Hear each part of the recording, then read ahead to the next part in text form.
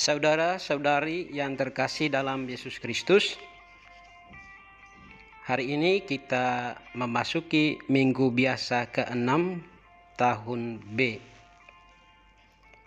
Bacaan diambil dari Injil Markus bab 1 ayat 40 sampai dengan 45. Sekali peristiwa, seorang yang sakit kusta datang kepada Yesus. Sambil berlutut di hadapan Yesus, ia memohon bantuannya, katanya, "Kalau engkau mau, engkau dapat menyembuhkan aku."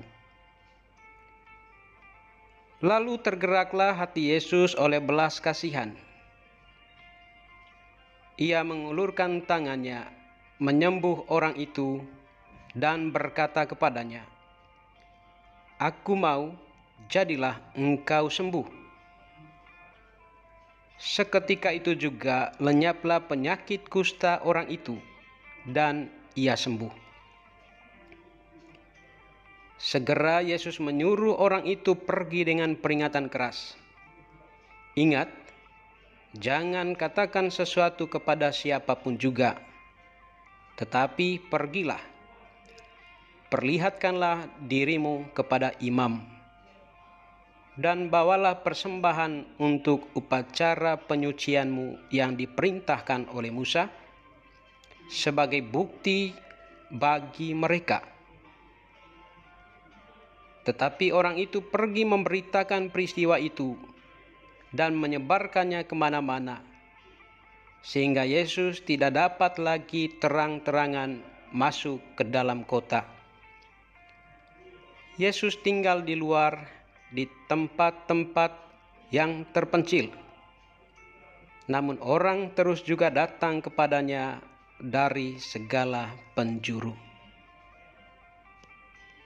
Demikianlah sabda Tuhan. Terpujilah Kristus. Bapak, Ibu, saudara-saudari yang dikasihi Tuhan, pernahkah Anda melihat orang yang menderita kusta? Saya sudah seringkali melihat dan menemukan mereka. Keadaannya memang sangat mengerikan. Kusta merupakan penyakit menular kronis yang disebabkan oleh bakteri kusta, Mycobacterium leprae. Bakteri tersebut dapat menyebabkan bagian atau daerah yang terkena kehilangan kemampuan untuk merasakan sentuhan dan rasa sakit. Dan jika tidak diobati dengan segera, kerusakan saraf-saraf itu dapat mengakibatkan kaku pada tangan dan kaki, jari memendek, serta kelopak mata tidak bisa menutup dengan sempurna, yang mengakibatkan kecacatan seumur hidup bagi yang mengalaminya. Saudara-saudari yang dikasihi Tuhan, dalam tradisi Israel, orang yang terkena kusta pada waktu itu dianggap sebagai orang yang najis, dianggap sebagai orang yang mendapat kutukan dari Allah. Karena dianggap najis, maka mereka itu harus tinggal terasing di luar perkemahan atau di luar perkampungan. Imamat 13 ayat 45 sampai dengan 46 mengatur itu. Jadi penderita kusta betul-betul diisolasi, dikucilkan dari relasi dengan masyarakat umum. Mereka diperlakukan secara diskriminatif dan tidak adil. Jadi kita bisa bayangkan penderitaan mereka, ya. Sudah sakit secara fisik, mereka juga diperlakukan tidak adil dalam masyarakat. Bapak, Ibu, saudara-saudari yang dikasihi Tuhan, dalam situasi ini kita bisa mengerti dan memahami jika dalam Injil hari ini orang yang sakit kusta datang kepada Yesus. Ia mau mengalami mujizat Tuhan, yaitu disembuhkan oleh Tuhan. Ia mau mengalami pemulihan dari penyakitnya. Sehingga pada saat bertemu dan berjumpa dengan Yesus, ia dengan sangat memohon kepada Tuhan untuk menyembuhkan sakit kustanya. Injil hari ini melukis dengan begitu luar biasa. Sambil berlutut di hadapan Yesus, ia memohon bantuan Yesus, katanya, "Kalau engkau mau, engkau dapat menyembuhkan aku." Ungkapan "jika Tuhan mau" memiliki arti yang sama seperti ungkapan "jadilah kehendakmu" seperti dalam doa Bapa kami. Artinya si kusta yakin dan percaya dalam Yesus dia akan mendapatkan kesembuhan. Perjalanan penyakitnya berakhir. Bapak, Ibu, saudara-saudari yang terkasih, apa reaksi Yesus terhadap permintaan atau permohonan si kusta? Dalam ayat 3 dikatakan, lalu Yesus mengulurkan tangannya, menjamah orang itu dan berkata, "Aku mau, jadilah engkau tahir." Seketika itu juga tahirlah orang itu dari penyakit kustanya. Tindakan Yesus menjamah orang yang sakit kusta adalah tindakan yang berani dan amat kontroversial.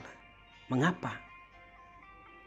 Karena tindakan ini melawan kebiasaan, tradisi, adat, atau hukum Musa yang sudah berlaku di Israel sejak lama. Dengan menyentuh dan menjamah orang yang sakit kusta, sebenarnya Yesus dalam tanda petik melanggar hukum Taurat. Semua orang yang najis tidak boleh disentuh oleh siapapun.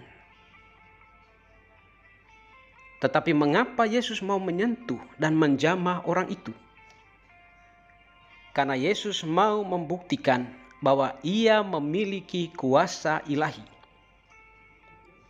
Hukum-hukum manusiawi harus tunduk dan taat kepada Tuhan. Juga Yesus menyadari, dengan menyentuh si kusta, ia tidak saja menyembuhkan orang itu, tetapi juga menghapus kenajisannya dan mengembalikan orang sakit itu ke tengah-tengah masyarakat yang pernah mengucilkannya. Dengan disembuhkan, dia diterima kembali sebagai manusia yang bernilai dan bermartabat. Perikop, maka tergeraklah hati oleh belas kasihan, menandakan bahwa belas kasihan adalah cara Yesus memberikan perhatian yang mendalam kepada manusia. Seluruh tindakan Yesus lahir dari kasih tanpa batas kepada manusia. Kasih adalah identitas Allah. Maukah kita mengalami kesembuhan dan pemulihan hidup? Mari kita datang ke hadapan Tuhan dengan kerendahan hati dan penuh kerinduan, serta memohon dengan penuh iman, "Tuhan, jika engkau mau, engkau dapat menyembuhkan dan memulihkan aku." Setelah kita disembuhkan oleh Tuhan, mari kita hadir di tengah dunia. Kehadiran kita sebagai gerejanya di tengah-tengah dunia ini juga dipanggil untuk ambil bagian dalam karya Allah, menyembuhkan dan memulihkan penyakit-penyakit kusta zaman ini yang masih menjangkiti hidup kita sebagai anak-anak gereja, anak-anak dunia. Bukankah orang-orang yang sakit kusta masih banyak di sekeliling kita? Maksudnya bukan hanya orang yang sakit kusta secara fisik, melainkan mereka yang diperlakukan secara tidak adil, yang luput dari perhatian kita. Adakah kita hadir untuk mereka, memberi diri dengan penuh kasih? Tuhan memberkati kita. Amin.